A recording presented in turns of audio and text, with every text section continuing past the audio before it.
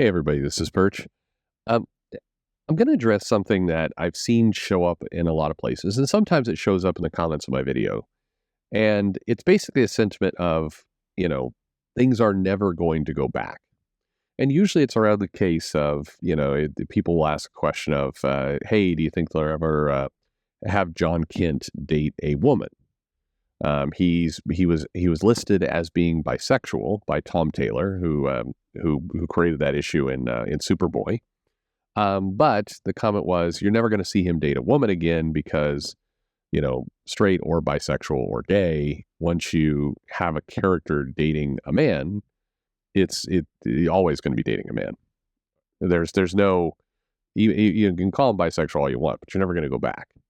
Or the sentiment of forgetting about the sexuality, the sentiment of, hey, will they ever de-age John Kent? Will they ever, go back to the kind of Super Sons kid version of John Kent?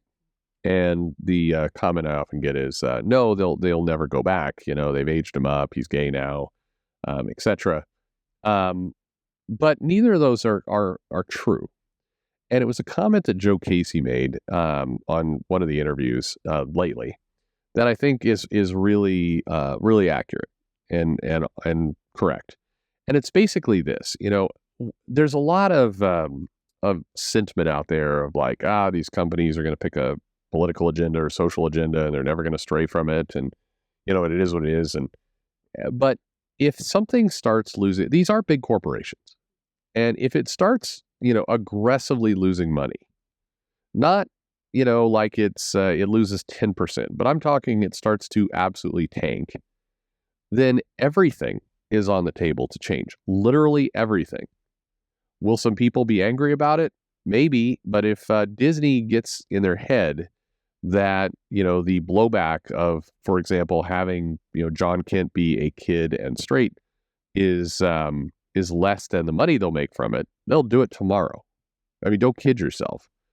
And, the example that Joe Casey gave, which I think is a good one, is, in the late 70s, DC was completely on the ropes and screwed Marvel was kicking their ass all over the place and their sales were terrible.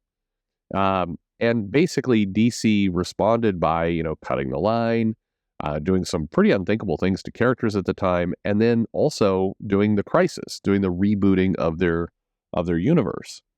And you can make the argument of, like, will Marvel ever reboot their universe? Sure, if they start to fail, like if they get into the position that DC was in back in the 70s, there's 100% chance they will. Forget about Cebulski or, whoever is in charge going, oh, we would never do that. There's a lot of things they claimed they would never do. They claimed they would never cross over the Ultimate Universe and the mainline Marvel Universe. They did. They would claim they would never go back to the Ultimate Universe. They did. They will do all kinds of things.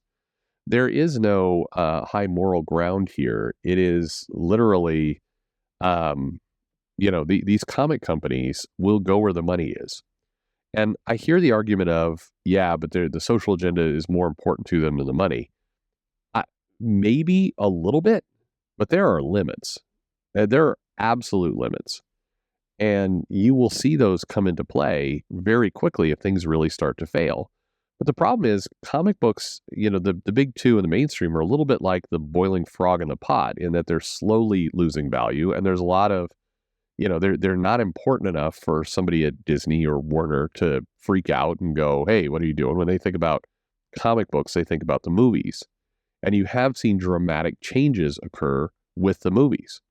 You've seen, over in DC, they've completely gutted the Snyderverse, and they've started over again with James Gunn. If that doesn't work, 6 years from now, if those movies aren't moving, they will gut it again, and in will come the next director. With Marvel, the Phase 4 movies, first off, you have to understand that their losses have been overhyped a bit. They haven't done great. But in many cases, studio positioned that they weren't going to do great. They positioned it as these are, building up to the next big Avengers Endgame, etc. And, they've underperformed, no doubt about it. And you've seen Marvel make changes. Captain Marvel 2 is nowhere on the horizon. You've seen them cancel a ton of series. They have done that, and they will continue to do that. Or maybe these changes aren't big enough, no doubt about it. But when the bottom drops out of things, stuff changes and everything gets put on the table.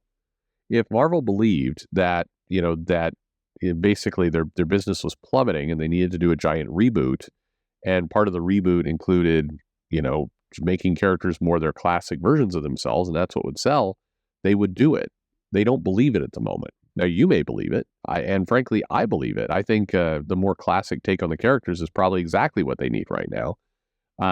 Same thing with DC. I think, the DC is doing this, the All In and, the Absolute line and everything else, and there's some good creators on some of those books, and fine, I'm sure we'll get some entertaining stories out of it. At the same time, I think that they make it slightly overcomplicated. It's like, we're going to tie this into the Great Darkness saga, and we're going to have, responder cards. We're going to have all the, they basically have all these other elements that they've thrown into this thing. And that's the kind of stuff that tends to turn off the average, quote unquote, normie comic reader. It's not a nod to the older fans. The older fans are going, that's not how the Great Darkness saga worked. And the newer fans are like, I have no idea what this is. And so you're kind of in this uncanny valley of, nonsense. I think a more streamlined, clear-cut, straightforward, no pun intended, version of the characters is the right approach. But, great comic companies keep going in their directions they go in. But the key here is, if things really start to fall apart, not a little bit, not like a lot of the YouTube videos say of like, hey, it's complete shit. Look, the Acolyte wasn't renewed for a second season, more because of the amount of money it cost, and a lot less because of its ratings. Its ratings on Disney Plus were probably, fairly average to benign, but the cost it took to do that series was out of control. So, it's not doing a second season. This stuff is failing, but it's not failing like a lot of people say. I mean, people have made it more dramatic. I have an insider who sits in the boardroom and says Kathleen Kennedy is going to be fired next week. They've been saying that for like 4 years. She hasn't been fired.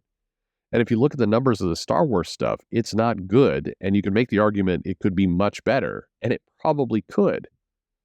But it's a world of difference than, for example, what's going on with the Star Wars hotel in Disney World, which is really struggling, and that's a place where they generally print money. The things that capsize, that completely tank, they tend to address, and not always, but the vast majority of the time. And so I guess the message here is, number one, things can be a lot worse, and maybe someday they will be. And number two, if they get worse, they will make changes. So John Kent, would they ever, take him down to a kid again? Sure. I mean, I'll give you one really easy scenario of how they do that. Somebody decides that a John Kent and Damian Wayne movie, like live action movie, would generate them $1 billion. And they've, two teenagers doing this. And I can actually see that would be true. You get the right casting, the right actors in there, and you get a good script, and you have a little bit of action, a little bit of humor, and everything else. A buddy comedy of like kid Superman, kid Batman would do great. If DC Warner decides like that's where they're going to go, and they make a movie there, and they are projecting it to make $1 billion, you will be amazed how fast DC Comics will either DH John Kent or only tell tales from him being a kid, or the adult John Kent gets shuffled into the background where nobody can see him because they don't want to confuse people. They absolutely will go there if there's tons of money to be made and the current thing is failing, like truly, truly failing. I used the example earlier of the frog in the pot. What I mean by that is comic books have been slowly descending to the point where you can explain a lot of it away. Well, people don't read anymore. Well, the comic shop is failing. Well, the direct market sucks. Well, our customers are dying. They're hitting the ripe old age of 38 and whatever it happens to be. It's easy to explain the current losses because the current losses are losses, but they're small losses. They're small drops. A true like bottom falls out of everything means, suddenly you got Spider-Man selling 20,000 copies. If you get to that point, you will see every option on the table, from rebooting the universe to changing the characters around. Like, Tom Brevoort made a comment recently like, Spider-Man will never be married to MJ again. Oh, bullshit. Oh, bullshit. If that comic starts to tank, like really starts to tank, movies come out where they're leading to a marriage, you fucking A right, they're going to put them with. The thing is, I guess the true statement in Tom's world would be, they won't be married again under my watch. Because if the comics, get to that state, Tom's going to get his ass fired immediately. Like, don't make no mistake about it. But that's everything is on the table. And there's plenty of history that proves that. It's just we haven't hit a point where everything needs to be on the table yet. From my standpoint, yes, I think it's time, because I wouldn't continue to barrel off this cliff. But, people are happy with where they're at, or at least they can justify where they're at. So there you go. Maybe not a great answer, but a truthful one. Anyway, there you go. What do you think? Let me know in the comments below. Like, subscribe. Thanks for listening.